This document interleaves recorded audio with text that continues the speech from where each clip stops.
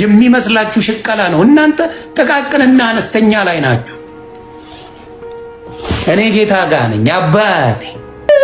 እየሰማው እገልሃለሁ አሉት። ቤቶች አይገሉም አልተባለም ነበር እነሱ። ፕሮቴስታንቲዝም ቤት ላይ በጣም የሚያሳዝነኝ ነገር ቢኖር አንዳንድ ድራማዎች ናቸው። ድመቷ ለማዳለቱን ትችላለች። ድመቷ ሰውየውን ታውቀው ይሆናል ወይም ነብዩን ታውቀው ይሆናል። ግን ሁልጊዜ ይጠነቆልባቸዋል። ሁልጊዜም ደግሞ እነሱ ደግሞ ይጠነቆላሉ። እንደዚህ አይነት አስነዋሪ ተግባርን አጥብቄ ይቃወማለሁ። ውድ ኢትዮጵያውያን ባህልና ሃይማኖት ያላችሁ በሙሉ ከዚህ ቪዲዮ ጋር እንድትቆዩ በፈጣሪ ስም አሳስባችኋለሁ።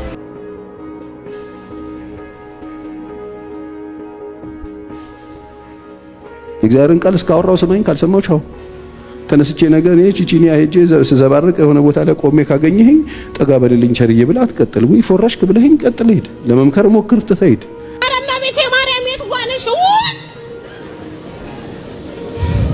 አረማ ቤቴ ማርያም ነይ በይ። አረጀት ወይ ተቃጠልኩ እኮ የት አባቴ ልግባሽ? ሰላም ጤና ይስጥልን ቤተሰቦቻችን፣ ይህ የሮማንስ ሮድ የዩቲዩብ ቻናል ነው። በቻናላችን አዳዲስና ወቅታዊ ትኩስ መረጃዎችን ይዘንላችሁ መጥተናል። እስከ መረጃው ፍጻሜ አብራችሁን ቆዩ። ቻናላችንን ሰብስክራይብ ያላደረጋችሁ ሰብስክራይብ በማድረግና የደወል ምልክቷን በመጫን አዳዲስ መረጃዎችን በፍጥነት ያገኙ። ቪዲዮአችንን ለሌሎች ሼር በማድረግ ቤተሰባዊነቱን ያጠናክሩ። ጊዮርጊስ ምንድነው? ተገዘገዘ፣ ተሰነጠቀ፣ በመጋዝ ተሰነጠቀ፣ ተፈጨ ይሏል። ታዲያ ጊዮርጊስ ይሄን ቃል ሲጠቀም ለሃጃው ነው። ይሄንን ቪዲዮ እንደተለመደው 10 ጊዜ ኮፒ ሊንክ አድርጉልኝ፣ ኮሜንት ላይ ሰማዕቱ ጊዮርጊስ እያላችሁ አስቀምጡልኝ። ይህ መጽሐፍ ቅዱስ አንብቦ የማያውቅ ሰውዬ መረዳቱም የሌለው ሰውዬ እስቲ ስለ ሰማዕታት በዚህ ሐዋርያው ቅዱስ ጳውሎስ በዚህ በዕብራውያን መልእክቱ ምዕራፍ 11 ከቁጥር 37 ላይ እንዲህ ይላል፣ በድንጋይም ተወግረው ሞቱ፣ ተፈተኑ፣ በመጋዝም ተሰነጠቁ፣ በሰይፍም ተገደሉ፣ ሞቱ፣ መከራንም ተቀበሉ። ስለማስም ስለ ጌታችን ስለ መድኃኒታችን ስለ ኢየሱስ ክርስቶስ። ሌላ ማስረጃ በማቴዎስ ወንጌል ምዕራፍ 24 ከቁጥር 9 ላይ ደግሞ እንዲህ ይላል፣ በዚያ ጊዜ ለመከራ አሳልፈው ይሰጧችኋል፣ ስለ ስሜም በአሕዛብ ሁሉ የተጠላችሁ ናቸው። ለዚህ ነው በእናንተ ፊት ጻድቃኑ ሰማዕታቱ የሚጠሉት። እነሱ ግን ስለ ክርስቶስ መስክረው አልፈዋል። በረከታቸው ይደርብን። በዚህ በመዝሙረ ዳዊት ምዕራፍ 44 ከቁጥር 22 ደግሞ እንዲህ ይላል፣ ስላንተ ሁል ጊዜ ተገድለናል፣ እንደሚታረድን በጎች ሆነናል ይልና ጌታችን መድኃኒታችን ኢየሱስ ክርስቶስ ደግሞ ሲያጸናው በማቴዎስ ወንጌል ምዕራፍ 10 ከቁጥር 32 እስከ 33 እንዲህ ይላል፣ በሰው ፊት የሚመሰክርልኝ እኔ ደግሞ በሰማይ ባለው በአባቴ ፊት እመሰክርለታለሁ። አንተ ባትመሰክርለትም እሱ ጌታችን መድኃኒታችን ኢየሱስ ክርስቶስ ግን ዘላለማዊ አድርጓቸዋል፣ ስለኛ የሚማልዱ አድርጓቸዋል። እኔ መረዳታችሁን ብቻ ጌታ መንፈስ ቅዱስ በእውነት እግዚአብሔር አምላክ ያስተካክልላችሁ። ዮኒ ጓደኛዬ እንደ ቀልድ ገብተህ ቀረ። በቃ መውጣት የለም። ተለያየን። እየሰማው እገልሃለሁ አሉት። ቤቶች አይገሉም አልተባለም ነበር እነሱ። በኢየሱስ ነው ብለዋል ነበር። ወይኔ እያስፈራሩት ነው። ወይኔ ወንድሜ ዮኒ ሳታስቢው ገብተሽ ለኮይን ቀረሽ ከመቤት የተቆራረጥ። አይ ዮኒ ነቁብሽ። መውጣት የለም ብሎ አስፈራሩሽ። ናይረ የመጣምጣ ዝርያዎች አንተ የሚመስላችሁ ሽቀላ ነው። እናንተ ጥቃቅንና አነስተኛ ላይ ናችሁ። እኔ ጌታ ጋር ነኝ አባቴ። እኔ የተመቸኝ ጌታ ነው። እናንተ ቅራቅንቦ ነው የምታስቡት። አባቴ ከሱ ሽሹ እንጂ እንዴ! ሁልጊዜ ስለ ድህነት ማውራት አይደብርም እንዴ? ይደብራል እኮ። ሁሌ ስለ ተራ ጥቅም ታወራላችሁ እንዴ? 15 years አላችሁ እኮ 15 አይሰለቻችሁም እንዴ? ስለ ገንዘብ እሱ ለጥቅሙ ነው። እሱ ገንዘብ ካገኘ ጌታን ያገኘሁት አሁን ምን ታደርገዋለህ? ምን ታደርጋለህ? እንግዲህ ጌታ ምንም ጥቅም አይፈልግም። ምንም ከኔ የሚፈልገው ነገር የለም። ምን ልትለኝ ነው አሁንስ? ለጥቅም ነው። እሱ ልጁን ይሰጣል፣ ሚስቱን ይሸጣል። ገንዘብ ከሰጡት የማይሆነው ነገር የለም። እሱ እንደዚህ የማይሆነው ነገር ታለቅሳለህ አንተ። በእኔ መገለጥ፣ በእኔ ከኃጢአት ኑሮ መውጣት፣ ከኔ ሲኦልነት መውጣቴ ያስለቅሳል። ዲያብሎስ አንተን የሚያውቅ ዲያብሎስ ነው። ዳስ ሶል ዲስባ የተመሰገነው ጌታ ነው። ኢየሱስ ጌታ ነው ብዬ ነው የመሰከርኩት። አትበሳጭ። ሴጣን ገና ያለቅስብኛል። ሴጣን ገና እየየልብኛል። የኔን መዋረድ የሚፈልገው ሴጣን አዋርጅ ያሳያለሁ። አዋርደዋለሁ ሴጣንን። ኢየሱስን አከብረዋለሁ። ኢየሱስን የግል አዳኝ አድርጌዋለሁ። ሰይጣን ይዋረዳል እንጂ በእኔ ላይ የከበረ ኢየሱስ ክርስቶስ ተዋርዶ አያውቅም። መቼም ኢየሱስ ክብሬ ነው። በእኔ ውስጥ ያለ ኢየሱስ አይወረድም። እመነኝ። በአንተ ውስጥ ያለው ዲያብሎስ ዮኒ ማኛ እንዲሆናል፣ ዮኒ ማኛ እንዲያደርጋል፣ ዮኒ ማኛ ካሁን ይሳደባል፣ ካሁን ወደ ነበረው ወደ ፖለቲካ ይመለሳል፣ እንደዚህ ያደርጋል። ተንጫጫ አባቴ ተንጫጫ። ምቾት ላይ ነኝ። ኢየሱስ ይመቻል፣ ይመቻል። ኢየሱስ ያንተን ተረት አልሰማም አባቴ። እኔ የምሰማው በመስቀሉ ላይ የተሰቀለልኝ ኢየሱስ ክርስቶስን ነው። የእሱን ወንጌል ነው የምሰማው። ጠላት ተሸበር። አዎ አምሯል እንዴ የቀልዱን ነው እንዴ ምናምን ስትል ዋል እንደ ተወዛገብክ ትኖራለህ። ስለኔ ግን ያዳነኝ ኢየሱስ በኔ ውስጥ ከብሯል። በኔ ውስጥ የከበረው ኢየሱስ ክርስቶስ ነው። በአሁን ሰዓት ክብሩን ይውሰድ የኔ ጌታ። እመቤቴን ካድካት የሚለኝ ደግሞ አለ። ካድካት እመቤቴ ትካድ የሚለኝ ደግሞ አለ። እመቤቴ እናቴ ናት አልኩ። የክርስቶስ እናት የኛም እህትም እናትም ናት። እንኳን የክርስቶስ የጎረቤት እናት እኮ የኛ እናቶች ናቸው። እንኳን የክርስቶስ እናት የጎረቤት እናት የኔ እናት ናት። ካድካት ሲፋቅ እኮ አምልካት እያለ ሲፋቅ አምልካት ማምለክ ታውቅ። እንግዲህ እመቤቴ እህቴም እናቴም ናት ካልኩ ምኑን ነው ካድኩት? እወዳታለሁ አከብራታለሁ አልኩ። ምኑን ካድኳ? ማብራት ምኑን ካድኳት? ምኑን ነው? እወዳታል አትወዳትም። እና የእርግማን ማት የስድብ ጠጥቼዋለሁ። በስማ አጠጡኝ ነው የምላችሁ። አይ ልግደልህም እናጠፋህለንም የሚል ዛቻዎች በብዛት አሉ። አይቻለሁ። እናጥፋ የሚል ዛቻዎች ጥግ ድረስ አሉ። እኔ ሙስሊም ብቻ የሚል ይመስለኝ ነበር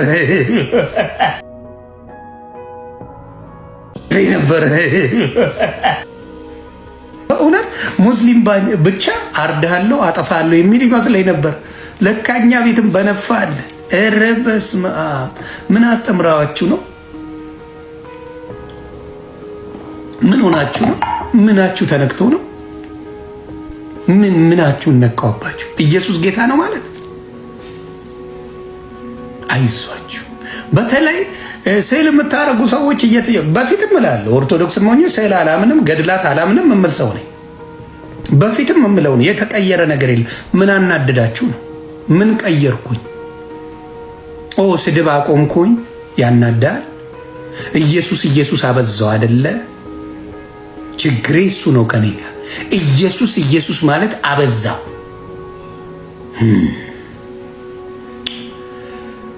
ችግሩ እሱ ነው። ኢየሱስ ማለት አበዛው። እሷ ናት አይደል ደንፎ የምታዚዘው። ሌላ እና ስድብ ተውኩ። ኢየሱስ በዛ። ለዛ ተበሳጫችኋል። አይዞኝ ልድገመው። ሌላው ለሽቀና ነውን አልከኝ እንዴ? ረግጬ ሸቅዬ የለ እንዴ? እርግጥግጥን እያወጣው አንበሳ አይደል የሚወርድልኝ የነበረው? ለሽቀላውማ እርግጫ ይበዛል እኮ። ጆከርን አታዩም እንዴ? እናትህን እየለጠለጠላ አይደል እንዴ አንበሳ የምታወርድለት? ኧረ እመቤቴ ማርያም የት ዋለሽ?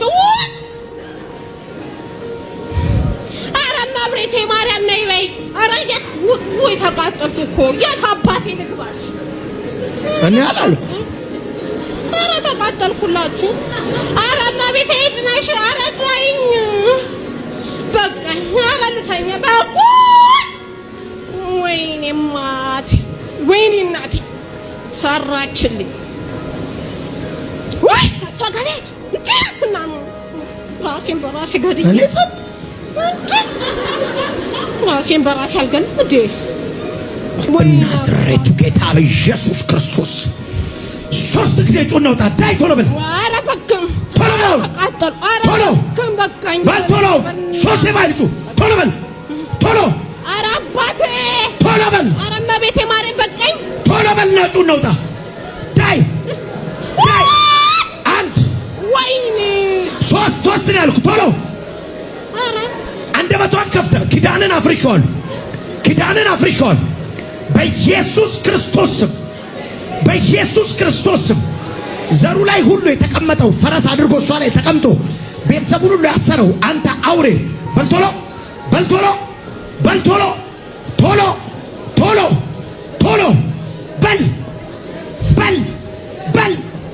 በል አዘዝኩ። ወይኔ ላቃጥለኝ መጣ። አዎ አንድ ሁለት የመጨረሻ በኃይል ጩና ሂድ። በኢየሱስ ስም አዘዝኩ። ቶሎ በኃይል አራጊያት ነሽማ ቤቴ አረ ልካታልሽ በኃይል ጩና ቶሎ በላ ሂድ በኢየሱስ ክርስቶስ። ፕሮቴስታንት፣ ኦርቶዶክስ፣ ሙስሊም ሃይማኖት ያለው በሙሉ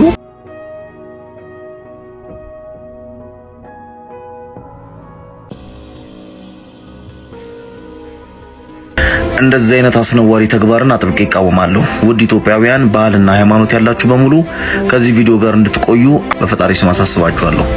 ምክንያቱም እንደነዚህ አይነት ነቀርሳና ሀገር ገዳይ የሆኑ ድርጊቶችን አጥብቀን ካልተቃወምን በኋላ ላይ የሚመጣብን መዘዝ ከባድ ነው የሚሆነው። እባካችሁ ነገሩ እንደዚህ ነው። ኤአይ ነው እንደዚህ እየሰሩ ያሉት እና ደግሞ የዚህ ሀገር አካውንት አይመስለኝም ከሶማሌ የሚላክ ወይንም ደግሞ ሶማሌዎች ራን የሚያደርጉት አካውንት ይመስለኛል። የኢትዮጵያን ስም ለማጠልሸትና እንደነዚህ አይነት ተግባሮችን እንደምንሰራ ለማሳየት ባንዲራችን አልቀራቸው፣ ህዝባችን አልቀራቸው እንደነዚህ አይነት አስነዋሪ ነገሮችን እየሰሩ እየለቀቁ ነው። አካውንቱን ካፕሽን ላይ አስቀምጥላችኋለሁ። ሁላችሁም እየገባችሁ ሪፖርት እያደረጋችሁ እንድታዘጉ በአክብሮት ጠይቃችኋለሁ። ሁላችሁንም ይመለከታል። ፕሮቴስታንት፣ ኦርቶዶክስ፣ ሙስሊም ሃይማኖት ያለው በሙሉ ከጎኔ እንዲሆንና እንደነዚህ አይነት ተግባሮችን እየተቃወመ ከጎኔ እንዲሆን አሳስባለሁ። እባካችሁ ሪፖርት አድርጋችሁ ስትጨርሱ ኮሜንት ላይ የመጣችሁ ደን እያላችሁ ጻፉልኝ። እወዳችኋለሁ።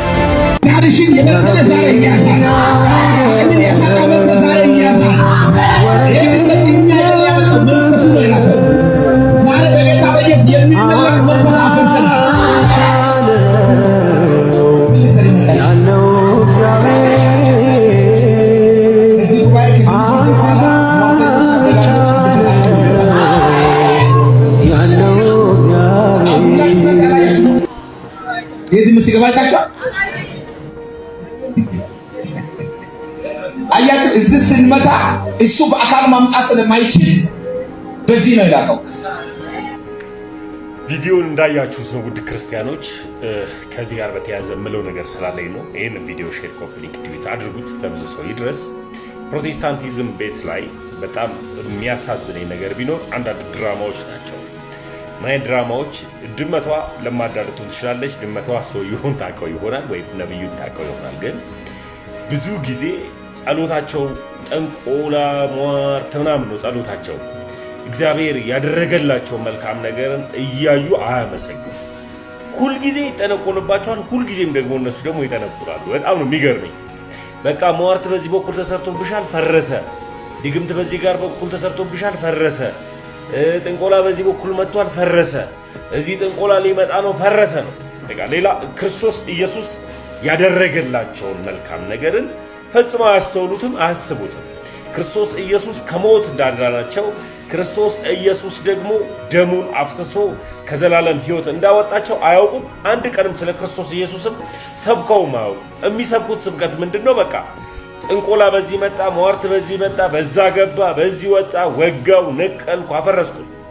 ይሄ ብቻ ነው ስራቸው። እና ሁሌ የሚገርመኝ ነገር ለፕሮቴስታንቶች ብቻ ተብሎ የሚሰራ ጥንቆላ አለ ወይ? ከዚህ በፊት አንድ ነገርን ብዬ ነበረ። ነብይ ሄኖክ ግርማ ላይ ገብታችሁ ቪዲዮ ሌላ እኔው አካውንት ላይ ስገቡት አንድ ቪዲዮ የሰራሁት አለ። አጋንንቱ ሲናገር የነበረው እኔ በመጋረጃ አንተ ያለ መጋረጃ ነው የምትጠነቁለው፣ ስለዚህ ሁለታችንም አንድ ነን ይላል። እና አብዛኛው ፕሮቴስታንቲዝም ከሴጣን ጋር የተያዘና ሴጣኒዝም የሆኑ ነገሮችን ነው የሚያደርጉት። እውነት የሆነው ክርስቶስን በደንብ የማይሰብኩት ነገር አለ። ኦርቶዶክስ ጋር ስትመጣ 24 ሰዓት ስለ ክርስቶስ ኢየሱስ ነው የሚናገረው። ቅዳሴዋ ኢየሱስን ነው የሚናገረው፣ ሌላ ነገሯም ኢየሱስን ነው የሚናገረው። ምን ልላችሁ ፈልጌ ነው፣ የሚሰራ ድራማ አይበቃም ወይ? ወደ እውነት ወደ ብርሃን አትመጡም ወይ? እስከ መቼ ድረስ ነው የምትፈዙት? እኔ ማዝነው ምእመኑ ላይ ባገኛችሁት አጋጣሚ አሜን አሜን አሜን ብሎ ከመጮህ በፊት ብርሃን የሆነላችሁ ክርስቶስ ኢየሱስን አታዩትም ወይ? ለምንድነው የምትሸወዱት? አትሸወዱ፣ አምልጡ። መዳን በሌላ በማንም የለም። እንድንበት ዘንድ ከሰማይ የተሰጠን ኢየሱስ ክርስቶስ ነውና ይህን ኢየሱስ ክርስቶስን ለማወቅ ለመገናኘት አንዲት ሃይማኖት አለች። በእሷ ሃይማኖት ጥላ ስር ውስጥ ሁኑ። መዳን ከእሷ ሃይማኖት ውጪ ሌላ በምንም የለምና እንድታመልጡ ይሁንላችሁ። በሁሉ ነገር አትሸወዱ። ኑሯቸው ንግግራቸው ሁሉ ከአጋንንት ነው። በቃ በዚህ ገባ ድመቷ በዚህ መጣች፣ ይሄ በዚህ መጣ፣ ተፈረሰ ነቀለ ነው። ለአንዴና ለመጨረሻ ጊዜ ድግምት ሊመጣ ክርስቶስ ኢየሱስ ደሙን አፍሷል። ለዚህም ነው በእስራኤል ላይ ሟርት በያዕቆብ ላይ ድግምት አይሰራም የሚለው። እኛ ላይ ድግምት የማይሰራው በክርስቶስ ኢየሱስ ያመንን ክርስቲያኖች ስለሆኑ ነው። ያመኑት ደግሞ በክርስቶስ ኢየሱስ ጥላ ስር ውስጥ ይቀመጣሉ እንጂ ሁልጊዜ ድግምት ሲሰራባቸው አይውልም። እና ከእንደዚህ አይነት አጋንንታዊ ልምምድና አጋንንታዊ አስተምሮ አምልጡ። ጴንጤዎች ንቁላለሁ። አመሰግናለሁ። ይሄንን ቪዲዮ ሼር፣ ኮፒ ሊንክ ዲዩት አድርጎልኝ እግዚአብሔርን ቃል እስካወራው ስማኝ፣ ካልሰማው ቻው። ተነስቼ ነገ እኔ ቺቺኒያ ሄጄ ስዘባርቅ የሆነ ቦታ ላይ ቆሜ ካገኘኸኝ ጠጋ በልልኝ ቸርዬ ብላ አትቀጥል። ወይ ፎራሽክ ብለኸኝ ቀጥል፣ ሄድ። ለመምከር ሞክር፣ ትተህ እኔ ስላደረኩት ይደረጋል ማለት አይደል። ሰው ነኛ። ለዚህ ነው የእግዚአብሔር ጸጋ ደግፎኝ እኔ ቆምኩት ብላችሁ። የእግዚአብሔር ጸጋ ስለደገፈኝ እኔ ቆምኩት፣ ጎበዝ ስለሆንኩ አይደል። እረኛችን የማይሆን ቆሻሻ ነገር ይዞ የመጣ ቀን ቀሚስሽን ልግለብ ያለ ቀን ማስጠንቀቂያ ስጪው፣ ቀይ ስጪው። ከእግዚአብሔር ቃል ውጪ የዘባረቀ ቀን አትስሚ። እረኛም ሰው ነው። እረኛ ላይ መጥቶ እረኝነቱን ትቶ ነጋዴ ሆናለሁ ሲል እንዳትሰማው። እረኞቻችንን የት ድረስ ነው የምንሰማው? የእግዚአብሔርን ቃል እስከነገሩን ድረስ፣ የእግዚአብሔርን ቃል እስካስተማሩን ድረስ። ከእረኞቻችን ጋር የምንለያየው የእግዚአብሔርን ቃል የጣሉትና ሌላ ትርኪ ምኪ ያመጡብን ቀን ትጠብቃለህ፣ ሲመርዝብህ ጥለው ትሄዳለህ። ችግር የለም። የእግዚአብሔርን ቃል እስከነገሩን ድረስ የምንሰማው ቢያመንም ቢመረንም የምንሰማው እረኛ ያስፈልጋል። ብዙ ሰው ቸርች የለውም። ዲሽ ነው ያለው፣ ዩቲዩብ ነው ያለው፣ ቲክታክ ነው ያለው አለው። እየመረጠ ያያል። እንደ ድመት ሶፋ ላይ ግልብጥ ይላል፣ ይደዋወላል። ሌሊት ሄዶ ለእርድ ሄዶ ይበለትና ይሸጣል። አረቄ ቤት ነው የሚሸጠው። የክርስቶስ በግ እረኛ ስለሌለው፣ ጠባቂ ስለሌለው፣ ሃይ የሚለው ስለሌለ፣ የሚቆምበት የሚጸናበት፣ ክፉን ቀን የሚሻገርበት፣ የእግዚአብሔር ቃል የሚያስተምረውን ፈቃደኛ ሆኖ ሰሚት የሚያደርግበት አባት ስለሌለው እረኛ ይኑራችሁ። ሙሉውን መልእክት በኤጳፍሬ ክርስቶስ ቤተክርስቲያን ዩቲዩብ ገጽ ላይ ይመልከቱ።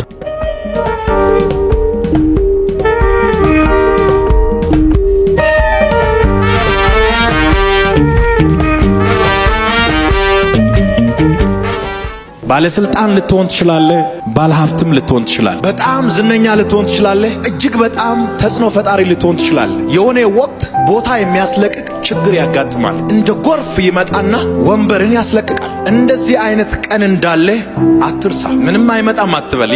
ይመጣል። የሚመጣው በቀጠሮ አይደለም፣ እንደ ጎርፍ ይመጣል። በዚህ ዓለም ህይወት እንደዚህ ነው። እንደዚህ በምትልበት ወቅት ኖርማል ነው፣ በረጅሙ ትተነፍሳለህ። እንደዚህ ስትል ግን ትንፋሽ ያጥራል ትላለህ። አተነፋፈስ ይቀየራል። ረዳት ትፈልጋለህ፣ አጽናኝ ትፈልጋለህ። ማን ባመጣልኝ እንደ ዳዊት ማለት ትጀምራለህ። በመጽሐፍ ቅዱስ በተጻፉ ነገስታቶች መካከል እንደ ዳዊት ዝነኛ ሰው አልነበረም። በሆነ ወቅት ግን ማን ባመጣልኝ። እንደዚህ አይነት ቀን በሚያጋጥማችሁ ወቅት እውነተኛ ወዳጆችን ማየት ጀምራላችሁ። ትክክለኛ ማንነት ያላቸው ሰዎች ወደቀ ሲባል ከሰሙ ምግብ አይበሉም፣ እስካለህበት ድረስ ይመጣሉ። ዳዊት ከተማውን ለቀቀ፣ ወደ ዋሻ ገባ የሚለውን ዜና ከሰሙ በኋላ ሶስቱ ኃያላን ምንም ጊዜ አልሰጡም። ደረሱ ዳዊት ወዳለበት። ምን ትፈልጋለህ? አንተን ቼክ ለማድረግ ነው የመጣ ነው። ምን ያስፈልግሃል? ውሃ ነው? ልብስ ነው? ሰው ነው? ለሁሉ እንሆናለን እኛ። ሞራሉን የወደቀውን ማንነቱን ከፍ አረጉት። ወርቋል እኮ ይሄ ሰው። ከተማውን ለቋል፣ ክብሩን ለቋል፣ ስልጣኑን ለቋል። ጫካ ውስጥ ነው ያለው። በዝናብ እየተደበደበ ነው፣ በፀሐይ እየተቃጠለ ነው፣ የምሽት ብርድ እየመታው ነው። ግን የተቀባ ሰው አንገበገባቸው፣ ተቃጠሉ በዳዊት መውደቅ፣ ተረበሹ በዳዊት መውረድ። አንተ እኮ ወሳኝ ሰው ነህ፣ ታስፈልገናለህ። የሚያስፈልግህን ነገር ሁሉ እናቀርብልሃለን። ማን ባመጣልኝ ተመኘ ይላል። ማን ባመጣልኝ ብሎ የተናገረውን የምኞት ንግግር እንደ ትእዛዝ ተቀብለው ቀጥታ 12 ኪሎ ሜትር በእግራቸው ተጓዙ። ብዙ ጭፍራ አለ። ያንን ጭፍራ አልፎ ከምንጩ ቀድቶ አመጡለት። አንዳንድ ጊዜ በሕይወታችን ላይ የሚመጡ ቻሌንጆች ኮልኮሌውንና ኮተቱን እንድንለይ ይረዳናል።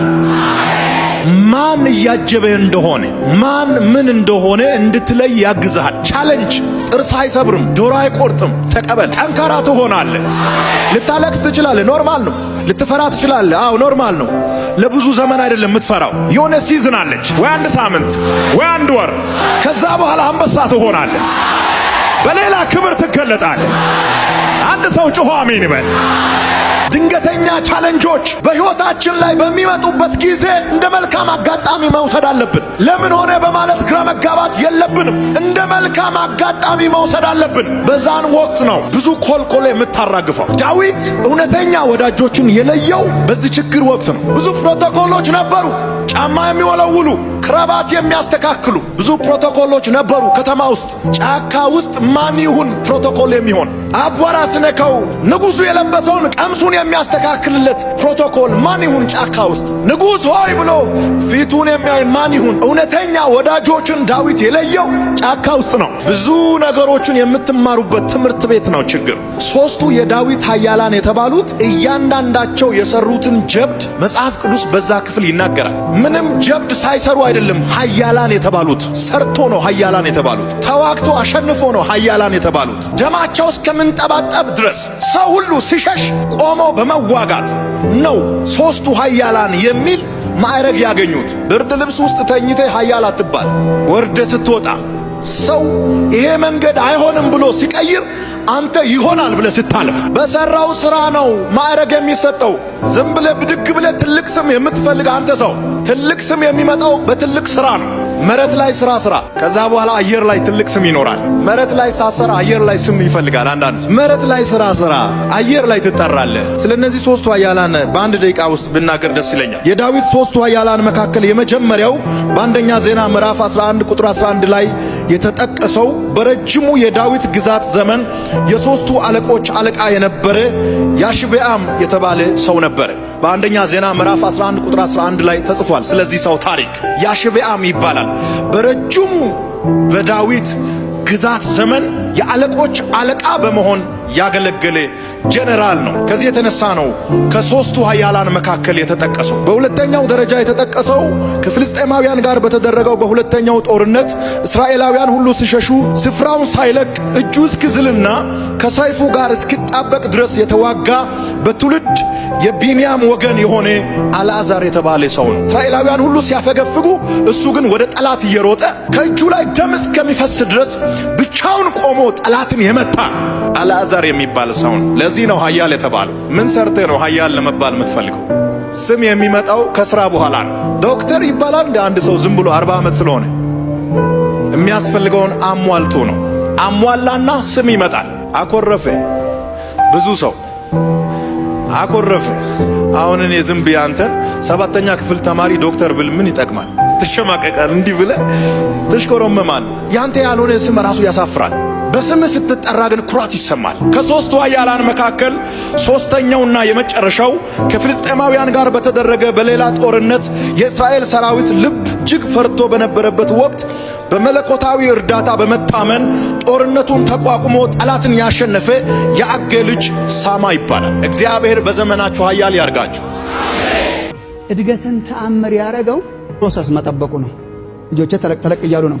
ሁለቱ እንደውም ዩኒቨርሲቲ ናቸው። አሁን ትልቁ የመጀመሪያው ልጄን አገኘሁት 23 ዓመቱ እና ሲኒየር ዩኒቨርሲቲ ነው ያለው እና አብረን እየሄድን ስናወራ አይ እንደሱ አይደለም ምናምን ብሎ ተከራከረኝ። አንድ ነገር ይሄን አይተዋል አሳመነኝ ማለት ነው።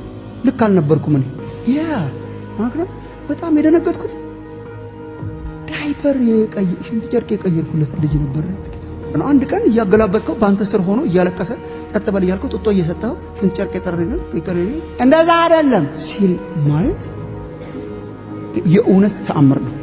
በመንፈስም ልክ እንደዛው ነው። ዝም ብሎ በቃ የነበረ ሰው ወተት የሚጋት ምን የነበረ ሰው አንድ ቀን ቀጥ ብሎ ማየት በጣም ተአምር ነው። ግን አንዳንድ ሰው ምን ይመስለዋል?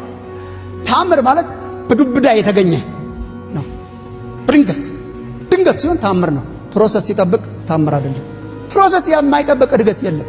እግዚአብሔር እንዴት ነው የሚያሳድገው? ተአምር እያደረገ በሂደት ማለት በስጋ ሰው እንዲያድግ ካስፈለገ ተአምር ነው እድገቱ። ግን ፕሮሰስ አለ። በቃ የአንድ ዓመት ልጅ የአንድ ዓመት ነው፣ ከዛ የሁለት ይሆናል፣ ከዛ የሶስት። አሁን ለምሳሌ እግዚአብሔር አምላኩ በኢየሱስ ክርስቶስ ምናምን ብትሉ አሁን እንደወለዳችሁ ሌሊት የሚያለቅስ ልጅ በጣም አስጠልቶኛልና በጣም እንትኑ በጣም ዛሬ በጌታ ዛሬ የ15 ዓመት ይሆን አረገው። የ15 ዓመት የሚሆነው ቀስ እያለ በ15 ዓመት ውስጥ እግዚአብሔር በሂደት ነው የሚያሳድገው። ሾርትከት የለውም እድገት። ብዙ ክርስቲያን ሾርትከት በጣም ይፈልጋል። ማደግ እፈልጋለሁ ግን በቃ አሁኑኑ እንደሌላ ሰው እንደሌላ ሰው አድርጎ ይጀምራል እንጂ አሁን እንደሌላ ሰው አድርጎ ይወልዳል እንጂ ከዛ በኋላ ማደግ ነው። በምን ለልጁ እንኳን እኮ አቋራጭ መንገድ አልሰጠውም። አሁን ብዙ ክርስቲያንን ማቀበል ያቅተዋል። የኢየሱስን የእውነት ሰው መሆን አምላክ መሆኑን ስለምናምን ማለት ነው። ሰው እኮ ነው። የተወለደ ቀን የተወለደ ቤቢ ነበር። ይቅርታ ከዛ የሁለት ቀን ልጅ ሆነ፣ የሶስት ቀን እግዚአብሔር ወልድ የአንድ ዓመት ሆነ። በ12 ዓመቱ እንደውም ብቅ ብሎ ነበር ቤተ መቅደስ አካባቢ። በጣም አስደናቂ ነበር። ግን በጣም ቀስያ 30 ዓመት የእግዚአብሔር ልጅ እንዴት አድርጎ ነው አንተን ዛሬ በነጋታው የሆነ ሰው የሚያደርገው? እድገት there is a process። ስንመገብ፣ ስንበላ፣ ስንታጠቅ፣ ስንፈቅድ ነው። እና አሁን ጳውሎስ እናበስለው ዘንድ አንድን ሰው ይላል። ብሳል ምናምን በተማማ ማን ነገር ለምን ደሞ እንደከመው በእናታችሁ የሚሆን ነገር አናደርግም እንዴ? ያበር ኩዊክን ያደርጋል። ለምሳሌ አሁን በቅጽበት የሚሆኑ ነገሮች አሉ። አሁን ጌታን ስንቀበል በፕሮሰስ አይደለም። መወለድ ስለሆነ መወለድ ነው፣ ፕሮሰስ የለውም። ጳም አለን ማለት አለቀ። ከዛስ እደጋ ምን ላድርግ? ወተት ጠጣ። አይ በነጋታው የሆነ ታምረኛና ኢትዮጵያን ግልብጥ ብጣውን ቆይ እዛ ላይ ይደረግ። ግን ጠጣ፣ ተመገብ፣ ብላ። ለእግዚአብሔር ቃል የተሰጠ ሕዝብ ነው የሚበስለው። ቃሉን የሚበላ፣ ቃሉን የሚጠጣ፣ ቃሉን የሚሰበክ፣ የሚገሰጽ እሱ ነው የሚያበስለን። ለምንድን ነው ኦርቶዶክስ እግዚአብሔር አንድያ ልጁን እስከ መስጠት ድረስ ዓለምን እንደወደደ ዓለም በልጁ በኩል እንዲድን የእሱ ፈቃድ እንደሆነ ከማስተማር ይልቅ ሕዝቦቿን ዘውትር ትቆረጣለህ፣ ትፈለጣለህ እያለች የምታስፈራራው? መልሱን በኢንቦክስ ውስጥ እጠብቃለሁ። ገድላትን እኔ እቀበላለሁ። ገድላትን የምቀበለው ምን ሲሆን መሰለ? ከክርስቶስ ደም ጋር እኩል ካልሆነ ምን ችግር አለም? ተክለ ሃይማኖት ለወንጌል የከፈሉትን ዋጋ ብቀበል ምን ችግር አለ? እኔ ባልቀበለው ሰማይ ከተቀበለው ምንድነው ችግሩ? እኔ ጉዳዩ የክርስቶስ ደም ጋር እኩል አይሁን እንጂ ስለ ሃይማኖታቸው የተጋደሉትን ስለ ክርስትና የከፈሉትን ዋጋ እኔ ዲናይ በማድረግ እኔ አልከብርም። ከቻልኩ የነሱን ፈለግ ተከትዬ በአግባቡ እንድኖረው ክርስትና እንድኖረው ህይወት ስለሆነ፣ ነገር ግን የማንም ገድል ከክርስቶስ ኢየሱስ የደም ዋጋ ጋር እኩል ከሆነ ነው የምጣላው። ከዛ በተረፈ ምንም ችግር የለም። በገድላት ድርሳናት ውስጥ ከክርስቶስ ኢየሱስ የማዳን ስራ ጋርና ከክርስቶስ ኢየሱስ በቀራንዮ ላይ ከፈሰሰው ከዛ ውድ ደም ጋር የሚወዳደር ገድል ካለ እኔ አልቀበልም። እኔ ያ ካልሆነ ምን ያጣላኛል? የለም የአቡነ ተክለ ሃይማኖትም ገድል ከክርስቶስ የማዳን ስራ ደም ጋር እኩል ተደርጎ ሊነገርም አይችልምም። የተነገረበትን ቦታ ካለ ምስተት እኮ እሱ ነው ዳስ ዋራዳ ካልኩ እኮ አሁን በገድል ጉዳይ ከእናንተ ጋር የምጣላው የለኝም። ለምን ካለና ከተጋጨ አይሆንም። እናንተም ደግሞ እግዚአብሔር ይባርካችሁ አንቀበልም ብላችኋል።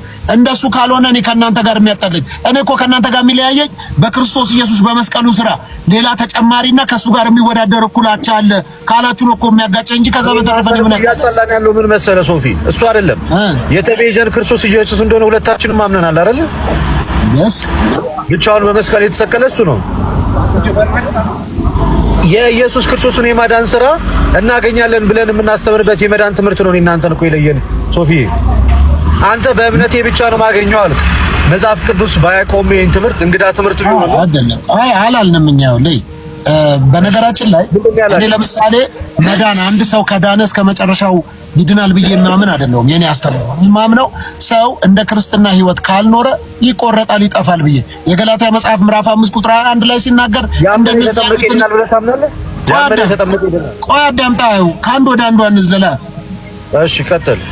እኔም አምነው እነዚህ እንደነዚህ ያሉትን የሚያደርጉ የእግዚአብሔር መንግስት አይወርሱም ይላል። አይወርሱም። በቃ የእግዚአብሔር ቃል 4 ነጥብ ባደረገበት ጉዳይ እኔም ማመቻምቸው ነገር የለም።